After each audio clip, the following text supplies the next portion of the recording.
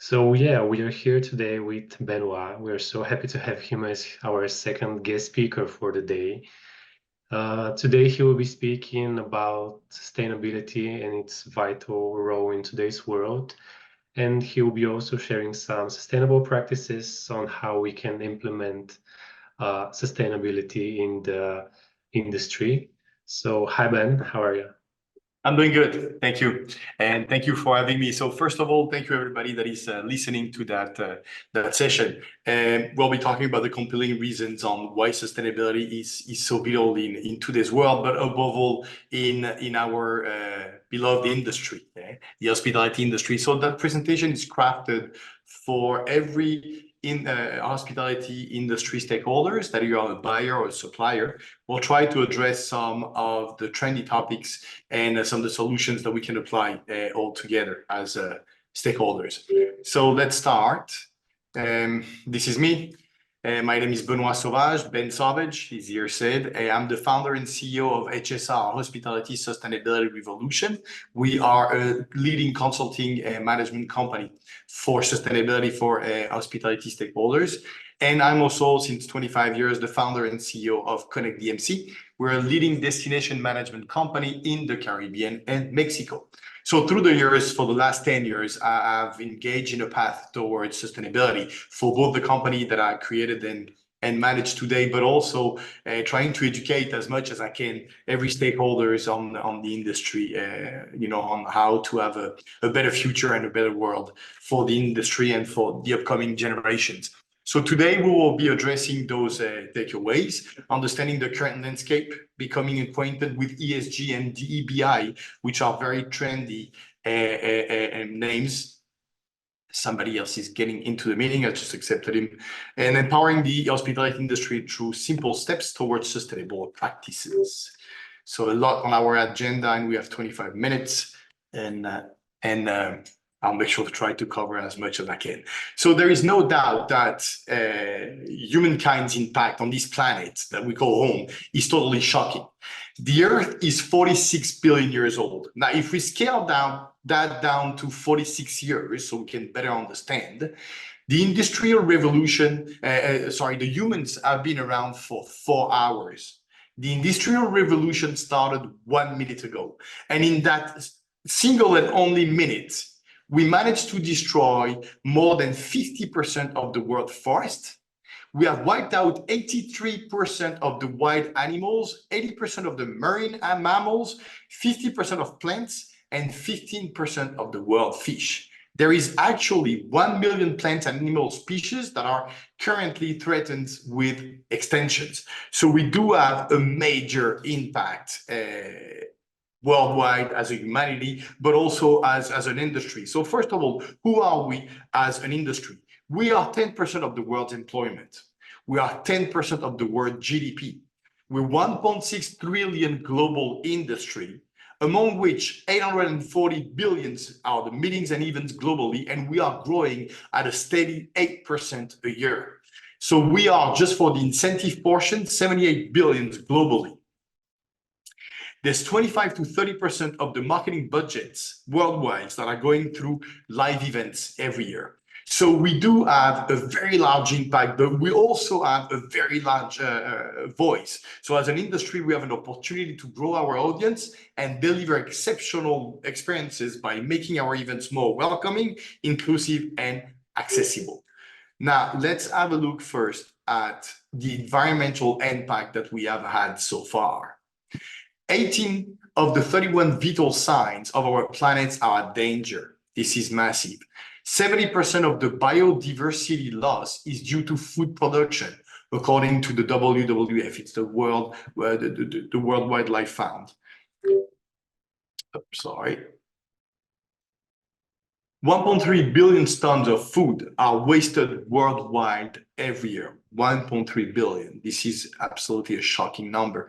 There is 1% of fresh water all over the planet, and the demand will exceed the supply by 40% in 2030. That will create mass migration change through the world that will affect directly our industry. There's 8.3 billion tons of plastics that we have produced since the 1950s. Now, only 9% have been recycled. 73% of beach litter is plastic. 90% of everything that floats in the ocean is plastic. Now, 75% of that plastic is recyclable, but only 30% is being recycled. Why? Because it doesn't really have a value once it has floated for too long in the ocean. Now, extreme events and mass climate migrations of 250 million are predicted, 250 million people by 2050. This will definitively affect our industry. The natural disasters are multiplied by 3 since the 60s, and the economic losses are $2.97 trillion between the years 20 and 2019, according to the UN. So as you can see, there is a massive environmental impact that we are having as human species and also in our industry. So definitively, we have an opportunity to walk the talk and really make a difference. Now, let's get acquainted better with those two with those two acronyms, ESG, which is environmental, social, and governance criteria, and DEBI, diversity, equity, belonging, and inclusions. Those are principles, and they are inclusive and very important key part of the sustainable business practices. Now, there's a couple that are, again, that is very interesting around ESG. It's key to cost savings on recruitment, training, staff performance, and turnover. Just to understand, the decreased productivity from disengaged employees cost $550 billion annually just to the US economy. And ESG, the new generations, millennials and Gen Zs, do pay a lot of attention to companies that have vetted and approved ESG criteria. So this is a very, very important criteria that you do want to embrace and you do want to have as a stakeholder and as a company. 90% of employees are more inspired, motivated, and loyal by companies that do have ESG policies. 92% will be more inclined to recommend their employer. Very important, again, to source the top talents that you want to attract and retain. And it's 175 increase in brand value, just only 12 years. So it does bring a lot of positive. Now, the E on the ESG is the environmental and its impact reduction. So we will list there, and you will see on all the coming slides, everything that it involves and everything that is included into that environmental impact reduction. It's climate change mitigations. It's basically how can you calculate your greenhouse gas emissions? How can you measure it? How can you reduce it? And eventually, how can you offset it? But the name of the game is definitively to reduce and to measure that through time. What and how are you performing with your natural resources efficiency? It's basically everything around waste, pollution, air and water pollution. What are the solutions that your company or you as the stakeholders are applying to fight the pollution worldwide? The biodiversity conservations, we saw that in that shocking number from WWF a little bit earlier. We have a major impact on our destinations, our own destination management companies. We have 5 offices in the Caribbean and Mexico. And we do, as an industry, have a biodiversity impact. So what are we doing on the conservation and on the enhancement of the biodiversity around us? Environmental compliance, it's everything around laws and regulations. How do we comply with those local and international laws and regulations? Sustainability practices. I do recommend a lot the certifications. We are currently, as a company, as on the DMC side, under the Biosphere certification. It's really good for hotels, events, DMCs, DMOs, and so on. But definitively, what are your sustainability practices? How can you show them to the world, but how can you make sure that they are vetted and they are real? Because now people have ways and means to make sure that whatever you announce is verified and is definitely what you are doing as a company or as a human being. Sustainable supply chain management. This is key. You want to involve everybody in your supply chain at every single level on sustainability. Stakeholders engagement, definitively every level, C-suite, every level within an organization needs to be involved, that it's within the organizations or where the company has an impact around its activities. Now, environmental reporting and transparency, everything is about reporting and vetting. And there is something that is really interesting that I was just acquainted with. I was invited to an AI trade show not long ago, like a month ago in France. And I met with that gentleman that has a company that through AI make sure that whatever policies that are published by companies on sustainability are verified and are vetted. Otherwise, it will expose them. So it's very important because today everybody wants to fight greenwashing. So making sure that whatever you announce, you comply with. Now, the S on the ESG criteria is for social responsibility initiatives. It's everything that the company has an impact within its organizations and outside of its organizations. Stakeholders, employees, communities. So human capital management, what is the investment that the company does to make sure that you have career growth and enhancements for every stakeholders within the organization? Labor practices and decent work. Again, we go down to governance, laws and regulation. Workforce diversity and inclusion, that's also around the leaders. Make sure that all underrepresented groups have accessibility to leadership positions. Training and development. What are the opportunities that you are giving to those groups? Community investment and economic development. What are the projects that the company is embracing and helping its local community with, and the communications that are going on around those projects? Philanthropy and corporate giving, CSR, corporate social responsibility. Just the data, 70% of every incentive program around the globe has a CSR component. So CSR are very, very important in our environment today for our industry. Customer relations, satisfaction, and feedback. How do you survey? How do you listen to your inside stakeholders, outside stakeholders, and how do you make sure that you take the right measures to apply with their needs? Data privacy and security. GDPR started in Europe some years ago, and it's extended, I would say, mainly globally. Everybody understands that. How do we better protect and guarantee the privacy of the data of our customers and all stakeholders?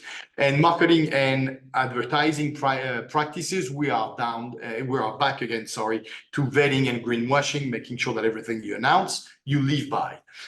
Now, the G is around governance, so corporate governance practices. What is the board compositions and its independence? It's about diversity, expertise, and qualifications. Again, underrepresented groups, make sure that they do have a seat on your boards.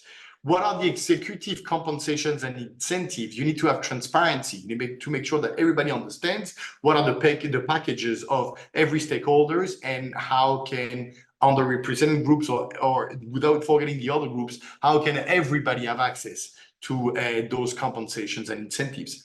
The shareholders' rights, engagement, and accountability. That's the corporate decision making. How do we involve everybody within the decisions that we are taking as companies? Ethical business practices and integrity. Basically, anti-corruption, making sure that if anything arises within a company, it's immediately addressed and corrected. Risk management and internal controls. It's about assets and compliance. Transparency and disclosure. So it's corporate reporting. How are we the most transparent possible within an organization? How do we disclose any possible issues and how do we correct them again? And the stakeholders' engagement and accountability. It's all about open communication and how does everybody has access again to that data and that communication that flows within a company. Now, the DEBIs, diversity, equity, belongings, and integrity. So we talked a little bit earlier about the upcoming, let's say, generations. Millennials pay more. It's very important for Gen Zs and millennials to understand what ESG and DEBI policies are within a company and would they like to join them or not. So it's a huge employment criteria for those generations. And now they have the right and the desire of choosing who they will collaborate with or not. So the millennials are the new consumers, they are our new clients, and they're also our new collaborators. Now, they pay more for products from sustainable brands and companies. So that's interesting. They really pay so much attention that they are ready to pay more if needed. Talent is moving to employers that place sustainability at the core of their action, which we just said earlier. Now, 75% of millennials want a job where there is a sense purpose towards people and planet. It's all about attracting and retaining top talent, achieving long-term financial success while contributing to the well-being of society and the planet. So you have 4 frameworks: diversity, promotion, equity, and enhancement. Diversity and promotion, it's everything around the value respects, recruitment and hiring practices, public diverse representation, cultural competency training, inclusive policies and practices, employee resources group, community engagement and partnership. How do we embrace diversity at every single level and every layers within an organization? Now, equity enhancement, it's all about fairness and justice, fair policies and practices, accessibility and inclusivity, equitable distribution of resources, representation and voice, equitable treatment and support. Now, belonging, the cultivation of belonging, it's all about inclusivity, what we saw earlier, and integrity, honesty and ethics. So inclusive culture and climate, community building and engagement, recognition and validation of identities, supportive and inclusive spaces, empowerment and participation. For the integrity, ethical leadership, transparency and open communication, adherence to laws and regulation, conflict of interest management, ethical decision-making, accountability, and remediation. I will not go deeper on every on all of those topics because we don't have enough time. I'm sorry, just half an hour, just so much we can cover. But what matters now, how do we empower the hospitality industry? First, we need to show its business value. There are a lot of misconceptions out there that it costs more, it's not a priority, it doesn't add value. Sustainability does make good business sense. It's more than just being green. It's about better performance, smarter business, growing shares, lowering spends, enhance our brand value, build awareness, and walk the talk. So now what can we do as individuals or as companies? So I'll just give you some 10, 12 tips of things that you can start implementing today and making sure that you can watch them grow, let's say, through time and work incrementally. First, you need to use issue identification. I don't know if everybody's familiar with the SDGs, Sustainable Development Goals. There are 17 of them. They've been created by the United Nations, and they are the roadmap to a sustainable world, and they apply to every single industry in the planet. Biosphere certification, I mentioned earlier, goes through every single SDG and helps your company getting ready for each of those SDGs and report what are you doing as an organization around those SDGs. When those SDGs are completed, you are a full sustainable company. Engage all stakeholders. We talked about that earlier. Put sustainability on your proposals and on your RFPs. Remember, we are all buyers. You need to minimize your negative impact and maximize your positive impact. By doing what? By buying EPP, environmentally preferable purchasing, or buying fair trade. And remember, we are all buyers. Even if you are a supplier on the supplier chain, you're still a buyer, still buying products from somebody. So you're responsible for what you're buying. Energy conservation. Try to incentivize people to take direct airlift. Remember that business class counts 3 times for the seat of an economy class. Try to take the train wherever you will have to drive, but if there's a train available, try to incentivize your participant to take the train, the public transportation, or to use shuttle services where those transportations are not available. Hybrid biofuel and hydrogen. I am a firm and very strong believer of 2 energy sources. Hydrogen, green hydrogen, this is the future more than the electrical cars or electrical planes of transportation for planes and for cars and any type of vehicles. And also nuclear energy. I believe a lot in small nuclear plants that can power a city at the time. So these are energies of the future. Sustainable hotels. Again, You will see more and more that buyers will start requesting sustainable hotels and venues. If you are not ready for that as a hotel or venue, or as a DMC, or as a third party on offering those services, your client might go elsewhere. So you want to make sure that you understand and you properly source the sustainable hotels and venues. Walking distance. If you have a convention, try to find a convention center that is next to your hotel or as a connection where you can directly walk back and forth to your hotel and to the convention center. Go paperless, use technology. Try to look for innovative ideas. Reusable water bottle and water stations. We'll see some shocking number about plastic after. This, you'll see them now everywhere on every airport. Most of the hotels have them. I incentivize everybody to carry your reusable water bottle with you everywhere you go and use it. Eliminate single-use plastic. The European Union has voted to totally eradicate single-use plastic.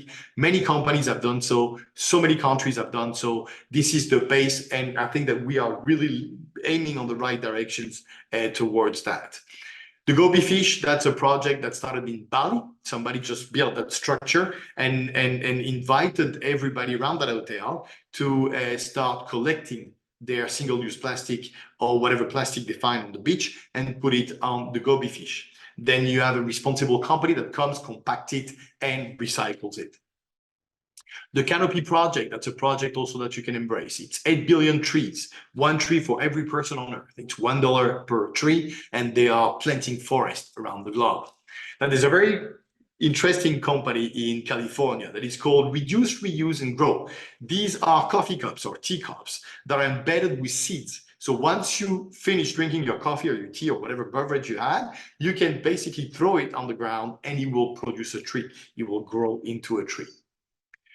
Everything that is China and food and beverage containers, flatware, and linens, we have now reusable and recyclable options. We invite you to always use that during your convention meals.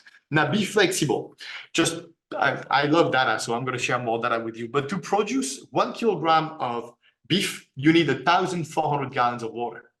Now, if you want to produce 1 kilogram of chicken, you only need 300. So be flexible on your menu preparations. To have a cup of coffee of 250 milliliters, you need 256 liters of water, while tea is only 27. So there is a major impact on the everyday decisions we make around our events. Now, try to select smaller portion sizes. For the suppliers, supply chain food losses, sustainable weekday plans, leftover and surplus recipes, smaller plates, and preset 80% of your table. Very important to preset your table because it helps fighting a lot the food waste. Now, the planners, choose quality over quantity. Very important. Review your guarantees, offer fewer options and more sizes, communicate with your attendees. And again, I think the secret is there. Everything is around communication. If you communicate ahead of time, you explain everyone and every stakeholders why you're taking those measures, and they will fully understand and they will fully be on board with you. Go local, go seasonal. It brings you a sense of place and a sense of time. Very important to consume local goods and seasonal goods. Now, a good way to battle and to fight the food waste is the food donations. When you have a major convention and you have 2-3 meals a day, you can organize food donations. Now, the laws are not as strong, let's say, and terrible as they were. You just need to prove that you're doing that food donation in the best of intentions. Try to keep the heat of the food as much as you can. And then you have specialized associations that will come to your venue, collect the food, and distribute it to people that are underprivileged and that need that food as a resource. Now, for your understanding, 40% of the food that is produced every year gets lost or wasted, is never consumed. 40% of the food we produce never reaches a plate. That's $31 billion a year only to the Canadian economy. That's enough to feed the 1 billion people that are hungry on Earth. There's also very important data. We are facing a 70% protein gap to feed the 9.5 billion people that we will be in 2050. We are currently less than 8 billion. So that 1.5 billion will increase our consumption on protein very highly. Now, where is the food loss coming from? So there's that very interesting diagram there. The 63 million of tons of food waste annually. 16% of it is during farming, 40% of it is during distribution, and 43% of it is during consummation. So we are embedded between the distribution and the consumption. 63 billion again. There's a very interesting program from the WWF again that is created for hoteliers, where they can train your hotels, your managers, your chef, and everybody in your kitchen, and everybody in the food process in a venue or in a hotel. First, to prevent, second, to donate, and third, to divert. If you couldn't donate it, it can always feed animals. It can be served as composting. There's many things you can do for food, not to send it to the landfill. Now, we talked about CSR already. 70% of incentive programs do have a CSR component. It's about a better brand recognition, positive business reputation, increased sales and customer loyalty, attract talent and retain staff, and organizational growth. CSR is very important. How can you impact positively the communities around you? Embed them in your projects and make them grow with you. As destination management company, as Connect DMC, we build schools, orphanages, baseball playground, basketball playgrounds. So we really make sure that we do help a lot our communities around us. So last but not least, do not forget, and please keep in mind that little process. First, you need to rethink your processes. Second, you need to redesign the way we've been operating until now. Then you need to reduce your consumption. You need to repurpose everything. You need to reuse and recycle. So basically, sustainability is about meeting the needs of the present without compromising the ability of future generations to meet their own needs. Now, we have a little bit of time, I think, for Q&A. I don't know if you have questions in the audience and if you want to share them with me. Yeah, well, thank you, Ben, for the very detailed information and all the useful practices that you shared with us. So yeah, if anyone has a question, yeah, you can simply ask them in the chat bar. I do have one question that popped up in my mind because undeniably all these practices are very important, but what do you think are the challenges that people in the event industry, for example, event planners or anyone in that industry, what obstacles they face into implementing these practices in their industry? For example, as you mentioned, maybe some of the misconceptions that in order to have sustainable practices, it's more expensive or it's more difficult. Which is not, because it's a basic investment and then the return is massive. There's a massive return investment, and you just need to look at the government policies around you, that it's in the States, in Europe, everybody is throwing massive amount of money around sustainability, making sure that we have a smooth and easy transitions. It's, I think, 880 million jobs creation just in the EU. So yeah, no, definitely does have a lot of business value. But I think, and from what we're hearing on and on and on, is where do we start? Yeah. And that's the main question. It looks overwhelming. People just ask us constantly, where do we start? And that's what we do. That's what I'm doing today. We're here to educate people and explain them that it's not so hard as it seems to start embracing sustainability. And then you need to set up your goals and work incrementally. But where we can help, on the side company that I have, HSR, we help people to build their own green team and to have a starting point and a finishing point. So I think that the main challenge today is for everyone to understand, where do we start? Yeah, because there's so much information on that topic and so many practices and things that you can do. So, and I didn't help today. I shared so much data and so much information, but yeah, it's not as complicated as it seems. Don't worry. Yeah, but it's good because people can choose. And they can choose their own practices. And set up your priorities, definitely. Yeah, for sure. Yeah. So we have several more questions. Do you want to answer them? So what do you think? Do you think sustainability should always be among the objectives when planning an event? What if the client does not want to focus on this? I think that it's a very good question, because you cannot put the blame on anybody, and you cannot force people to do something. Time will work for you.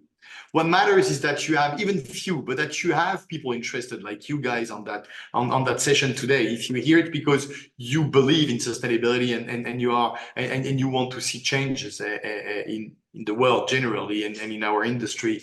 And I would not force anybody. We do offer that to all our clients. Now we have a process as a DMC where we offer carbon neutral events. So we calculate scope 1, 2, and 3 of carbons, and then we make sure that we have a very vetted and very good offsetting program. So our clients can announce and publicly announce and market around carbon neutral events. But some do, some don't. We just offer it. I think it's more making yourself available, making those options available. And as the governments and the laws and the governance is changing, soon it will become pretty much mandatory, where if you do not have any ESGs, DEBI policies, sustainability policies, you will have tax reductions if you do, and you might have fines if you don't by the governments. So I think that it's a work in progress, and that's what matters. It has to stay as a work in progress right now. Yeah. Okay, so we have one more question. You mentioned that the new generations look for companies that have ESG and DEBI policies when applying for jobs.